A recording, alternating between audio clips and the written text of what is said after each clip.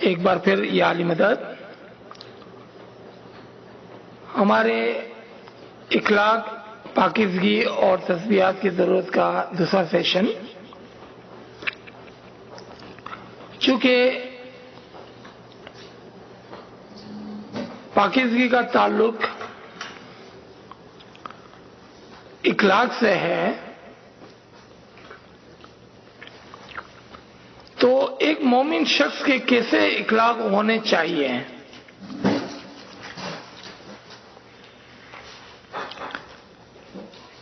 اور یہ اچھے اخلاق کیسے مینٹین کریں،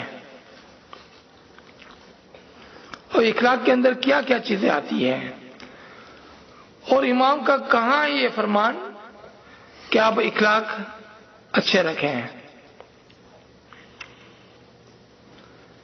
آپ سب کو یاد ہوگا کہ ریسنٹلی ایک نہیں 10 15 20 فرامین کے اندر امام نے فرمایا کہ آپ ایتھک آف اسلام کو اپنائیں. اس ایک ورڈ کے اندر ایتھک آف اسلام کے اندر ساری چیزیں آ جاتی ہیں.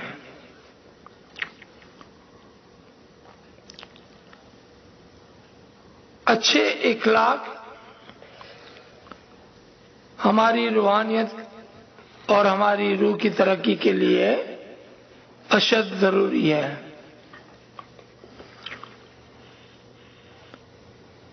اچھی زبان، اچھا بولنا، اچھا سوچنا،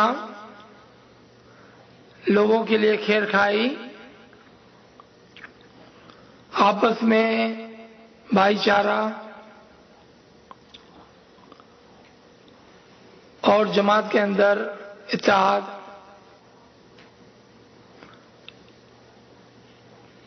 یہ بہت ہی ضروری ہے. اخلاق کے اندر زبان کے ساتھ ساتھ اپنے کان بھی پاک رکھنے ہوتے ہیں. یعنی کہ آپ کسی کے لیے برا بولیں گے بھی نہیں اور کسی کا برا سنیں گے بھی نہیں، کیونکہ کان آپ کے دل کی طرف کا دروازہ ہے. اگر آپ نے برا سنا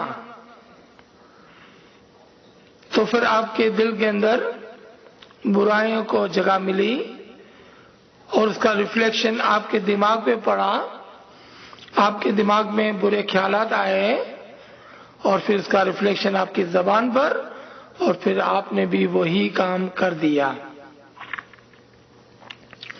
اخلاق کے اندر ایمانداری بھی ضروری ہے. یعنی کہ کام کاج کے اندر ایمانداری، آپس کے اندر ایمانداری، خیانت داری، اور آپ اپنے اچھے اخلاق سے ایک اچھے مومن بن سکتے ہیں. کیونکہ اگر آپ فرمان بردار ہیں لیکن آپ کی زبان، آپ کی آنکھیں، آپ کے کان، آپ کے دل، آپ کی سوچ بری ہے، تو آپ کیسے کہہ سکتے ہیں کہ ہم امام کے حقیقی معنوں میں تابعدار ہیں. دوبارہ سنیں اس حدیث قدسی کو، اے بنی آدم تو میری حقیقی معنوں میں اطاعت کر. یعنی کہ ایک طرف سے آپ امام کا فرمان مانتے ہوئے جماعت کرنے جاتے ہیں، لیکن وہیں بیٹھ کر آپ لوگوں کی گلا اور غیبت کرتے ہیں. ایک طرف سے آپ امام کا فرمان مانتے ہوئے اچھی طرح سے زکوٰۃ دیتے ہیں، دسوم ڈالتے ہیں، مجالس میں جاتے ہیں، لیکن اس کو آپ نے فیشن شو بنایا ہوا ہے. وہاں پر آپ کپڑے کی دکھاؤ کرتے ہیں اور غرور کرتے ہیں اپنے پیسوں پر. تو یہ کیسی اطاعت ہے؟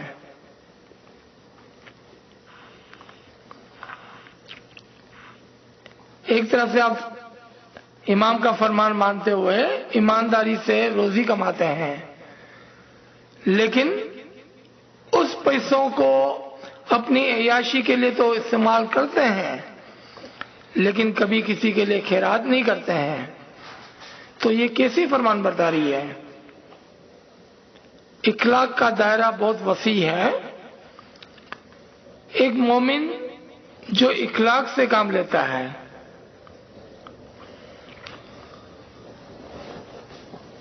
وہ امام کی مکمل انکنڈیشنل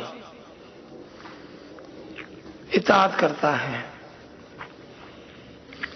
یعنی کہ خالی ان فرامین جو اس کے لیے کنوینئنٹ ہے اس پر نہیں چلتا، بلکہ ہر وہ فرمان جو مولا نے اس کے لیے فرمائے ہیں، چاہے وہ کتنے ہی مشکل ہو، اس کو نبھانا کتنا ہی مشکل ہو، وہ اس کو نبھاتا ہے، مکمل فرمان برداری کرتا ہے، اور وہ ایک رول ماڈل ہوتا ہے دنیا میں لوگوں کے لیے۔ ہاں، ہو سکتا ہے کہ کبھی کبھار آپ کی اچھائیاں لوگوں کو پسند نہ آئے۔ اگزامپل دیتا ہوں میں اس کی۔ جماعت سے آپ گھر پہ آ رہے ہیں، آپ کو کچھ لوگ ملتے ہیں، چلو پارٹی میں چلتے ہیں، جماعت کی طرف سے اسپانسر کی گئی پارٹی ہے، آپ بولتے ہیں نہیں مجھے صبح کو جماعت میں جانا ہے، میں آپ کے ساتھ نہیں چلتا ہوں، لوگ آپ کو تانا ماریں گے، بڑا بھگت بنا پھرتا ہے۔ کوئی بات نہیں ہے، آپ اپنے راستے پر، وہ اپنے راستے پر، کیونکہ آخرت میں وہ آپ کی روح کے لیے جواب دینے آنے والا نہیں۔ آخرت میں آپ نہیں کہیں گے کہ فلاں شخص مجھے یا فلاں شخص کے انفلوئنس میں آ کر میں فلاں پارٹی میں چلے گیا، اس لیے میں مولا جماعت میں نہیں آ سکا تھا، میں صبح کو عبادت کے لیے نہیں اٹھ سکا تھا، کیونکہ آپ کے روح کے جواب دار آپ ہیں۔ تو اچھے کام کے اندر کافی رکاوٹیں ہوتی ہے، اور لوگ اور آپ کے قریب کے ہی لوگ آپ کے لیے رکاوٹ کا سامان بنتے ہیں، لیکن یاد رکھیں کہ آخرت میں نہ ماں ہے، نہ بھائی ہے، نہ بہن ہے، آپ کی روح کا جواب آپ کو دینا ہے۔ آپ کے اعمال آپ کے ساتھ ہوگے، آپ کی اچھائیاں آپ کے ساتھ ہوگی، آپ کے اچھے اخلاق آپ کے ساتھ ہوگے۔ اچھے اخلاق کے ساتھ خدا کی یاد، یعنی کہ یاد الہی اور اچھے اخلاق مل کر ایک انسان کو پاکیزہ کرتے ہیں، اور پاکیزہ ہونے کی ضرورت ہمیں اس لیے ہے تاکہ ہم امام کے اصل میں واصل ہو سکیں، کہ جو زندگی کا مقصد تھا، اس دنیا میں آنے کا جو مقصد تھا، وہ یہ نہیں تھا کہ ہم دنیا کے اندر آ کے عیش و آرام کر کے اور آخر میں گزر جائیں، کیونکہ ایک جانور بھی دنیا میں آتا ہے اور زندگی گزارنے کے بعد مر جاتا ہے، تو ہم میں اور ایک جانور میں کیا فرق ہوگا؟ دنیا میں آنے کا مقصد امام کی شناخت تھا، امام کی معرفت تک پہنچنا تھا۔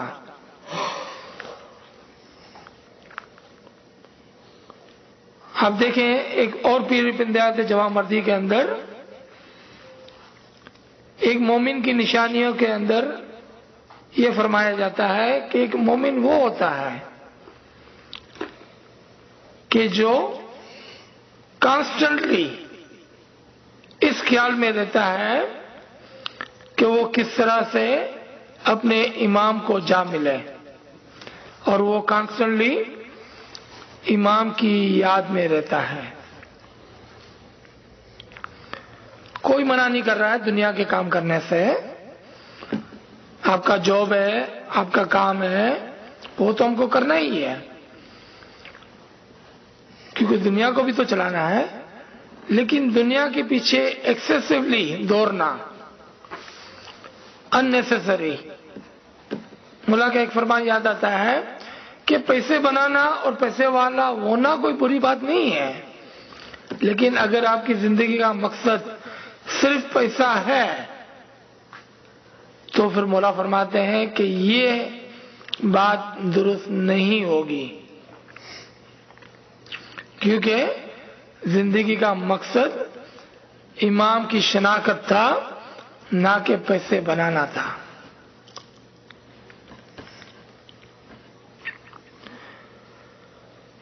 اب ہم کچھ آیتوں کو اٹھاتے ہیں. چونکہ ہم نے تسبیحات کی بات کی کہ آپ علیحدہ علیحدہ تسبیحات کا ایک کلیکشن رکھیں, تو قرآن کے اندر سورہ 7 آیت نمبر 180 ایک ورڈ کو ڈھونڈے, اسماء الحسنی, کہ خداوند تعالیٰ کو اس کے اچھے اچھے ناموں سے پکارو.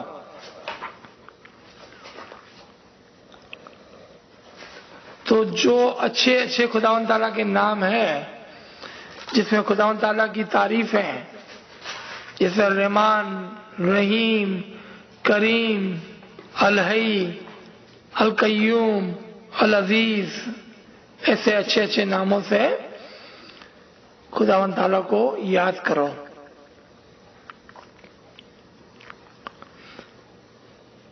اور جب ہم خداوند تعالیٰ کو پکارتے ہیں, جیسا ہم نے کہا کہ جب آپ امام کو یاد کرتے ہیں تو ایسا ہے جیسے ایک تار بھیجتے ہیں آپ امام کی طرف, اور آپ کی تصویر امام کے دل کے اندر اجاگر ہوتی ہے, اور امام آپ کو دیکھتا ہے, اور امام آپ کو یاد کرتا ہے, اور امام آپ کی طرف دعائیں بھیجتا ہے. قرآن میں اس کا ریفرنس ہے 2 کی 186, سورہ نمبر 2 آیت نمبر 186. کہ آپ کال کرتے ہیں خدا کو تو خدا اس فون کال کا جواب دیتا ہے, وہ آپ کے فون کال کو اٹھاتا ہے, and he answers. So when you call upon Allah, he will answer. یہاں نہیں لکھا ہوا کہ وہ شاید جواب دے گا, فرمایا کہ وہ ضرور اس کا جواب دیتا ہے. تو جب آپ خدا کو فون کرتے ہو, خدا کو یاد کرتے ہو, خدا کو کال کرتے ہو, so when you call on him تو کیا ہوتا ہے, تو right away اس کی طرف ایک کال جاتی ہے. دیکھیں یہ اسی آیت کو جو ابھی ہم نے آپ کے سامنے رکھی 2 کی 186, وہ کچھ اس طرح سے ہے, اے نبی میرے بندے اگر تم سے میرے متعلق پوچھے تو تم انہیں بتا دو کہ میں ان سے قریب ہوں, I am near them. اور جب وہ مجھے پکارتے ہیں تو میں اس کی پکار کو سنتا ہوں اور اس کا جواب بھی دیتا ہوں. لہذا therefore انہیں کہیں کہ جب میں اس کو پکاروں تو میرے پکار کو لبیک کہے اور مجھ پر ایمان لائے. میں اس کو دوبارہ ریپیٹ کرنا چاہوں گا کہ دس از اے 2-way conversation. یہ رشتہ داری جو ہے دو طرفہ ہے. جب ہم پکارتے ہیں اس کو تو وہ ہم کو جواب دیتا ہے, اور خداوند تعالیٰ فرماتے ہیں کہ جس طرح سے آپ کی پکار کا جواب میں دیتا ہوں، تو جب میں تم کو پکارتا ہوں، یعنی کہ جب خداوند تعالیٰ، جب امام ہمیں پکارے تو ہم کو لبیک کہہ کر اس کی طرف لپکنا ہے اور اس کے فرمان پر ایمان لانا ہے۔ کیوں؟ تاکہ وہ راہ راست پر چلے، تاکہ امام اس کو سیدھے راستے کی طرف ہدایت کر سکے۔ اگر ہم پکارتے ہیں تو وہ جواب دیتا ہے، لیکن جب وہ ہمیں پکارتا ہے اور ہم جواب نہیں دیتے ہیں تو پھر وہ کیسے ہمیں صراط المستقیم پر رکھیں گا؟ تو امام ہم کو کیسے پکارتا ہے؟ اپنے فرامین کے ذریعے سے، کہ جب مولا فرمان فرمائے تو ہم لبیک کہیں، آمین کہیں اور اس پر چلیں، تاکہ وہ ہمیں سیدھے راستے پر ہدایت کر سکے، ہم کو آگے بڑھا سکے، رافع الدرجات، ہمارے درجات کو بڑھا سکے، دستگیر ہو جائے، ہماری مدد کر سکے۔ تو امام دنیا میں تکلیف لے کر ہماری ہدایت کے لیے آئے ہیں، ہمارا ہاتھ پکڑنے کے لیے آئے ہیں، ہم کو اصل میں واصل کرنے کے لیے تیار ہیں۔ سوال ہے کہ کیا ہم لبیک کہتے ہیں؟ کیا ہم لبیک کہتے ہوئے اپنے اخلاق کو درست کرتے ہیں؟ کیا ہم لبیک کہہ کر تسبیحات سے اس کو یاد کرتے ہیں؟ اور یہ کرنے کے بدلے میں کیا ہم اپنے آپ کو ایسا سنوارتے ہیں، ایسا پاکیزہ کرتے ہیں کہ امام کہے کہ تم ایسا پاکیزہ ہو جیسا آدم تھے، تم ایسا پاکیزہ ہو جیسا مریم تھی، آؤ میں اپنی روح تمہارے اندر پھونک دوں۔ اب دیکھیں کہ جب آپ علی اللہ کے فرمان کو مانتے ہیں اور اس کی باطنی حکمتوں کو سمجھتے ہیں تو کیا ہوتا ہے؟ امام کی طرف سے ہمارے لیے ایک نور کی دعا ہوتی ہے، چونکہ امام نور اور نور ہی ہے،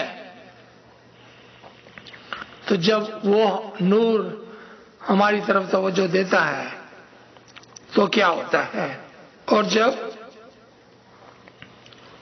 امام ہماری طرف توجہ دیتا ہے اور جب امام ہمارے قریب آتا ہے تو سب سے پہلے کیا ہوتا ہے؟ وہ ہمارے دل کو نور سے روشن کر دیتا ہے، اس کی یاد کے اندر نور ہوتا ہے، مومن کی یاد کے اندر نور ہوتا ہے، مومن کے دل کے اندر نور ہوتا ہے، مومن کے کان کے اندر نور ہوتا ہے، مومن کے خیال کے اندر نور ہوتا ہے، اس کی عقل کے اندر نور ہوتا ہے۔ اور اگر کوئی بندہ اپنے امام کے قریب ہو چکا ہے تو ایسا ہے جیسا وہ ہمیشہ عشق کے نور کے اندر غرق ہوتا ہے، اس کے نور کے دریا کے اندر ڈوبا ہوتا ہے۔ اب اس کی یاد، اس کی فکر، ہر چیز کے اندر نور اور نور ہی ہوتا ہے، یعنی کہ امام اس کی آنکھوں کا نور بن جاتا ہے، امام اس کی زبان پر نور بن کے بیٹھ جاتا ہے، امام اس کے کان کے اندر نور بن کے آ جاتا ہے، امام اس کے دل کے اندر نور بن کر آ جاتا ہے، چونکہ امام کی قربت ایسی ہی ہوتی ہے کہ جب آپ نور کے قریب جاتے ہیں، جس طرح سے ایک لوہا آگ کے اندر جائے تو وہ بھی سرخ، گرم اور روشن ہو جاتا ہے۔ تو جب آپ امام کو یاد کرتے ہیں تو یاد الہی کے بدلے میں امام آپ کے قریب آتا ہے اور آپ کو لال کر دیتا ہے، آپ کو گرم کر دیتا ہے، آپ کو روشن کر دیتا ہے اپنے نور سے. اور یہی ہماری زندگی کا مقصد تھا.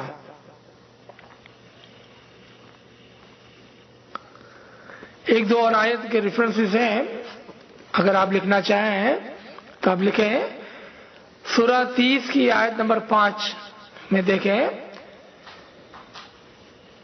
کہ خداوند تعالیٰ کو جب آپ یاد کرتے ہیں تو خداوند تعالیٰ خوشی خوشی سے آپ کی مدد کے لیے آتا ہے. اور واللہ جس کے پاس اللہ کی مدد ہو وہ کبھی بھی ادھر ادھر نہیں ہوگا. اور 35 کی 18 میں فرماتے ہیں کہ پھر جب وہ اس کو یاد کرتے ہیں تو وہ اس کو پاک کر دیتا ہے، اور جب وہ اس کو پاک کر دیتا ہے تو پھر وہ اپنی روح اس کے اندر پھونک دیتا ہے. اور جب مومن اس کے قریب جاتا ہے تو وہ بھی اس کے ساتھ مل کر اس نور کے دریا کے اندر نور بن جاتا ہے، اور اس دریا کے اندر اس آگ کے اندر مل کر اسی کی طرح روشن ہو جاتا ہے اور پاک و پاکیزہ ہو جاتا ہے. تو یہاں پر ہم اس کو روکتے ہیں. انشاءاللہ تعالی ہم اچھے اخلاق کے ساتھ، امام کی یاد کے ساتھ، بہت ساری تسبیحات کے ساتھ، عبادت بندگی کے ساتھ اپنے آپ کو ایسا پاکیزہ کریں گے کہ مولا از خود آ کر اپنی روح ہمارے اندر پھونک دیں، تاکہ ہم اسی دنیا میں رہتے ہوئے اصل میں واصل ہو جائیں. آمین یا رب العالمین. بہت نوازش. اگر کوئی سوال ہو تو ضرور پوچھیں. یا علی مدد، یا علی مدد.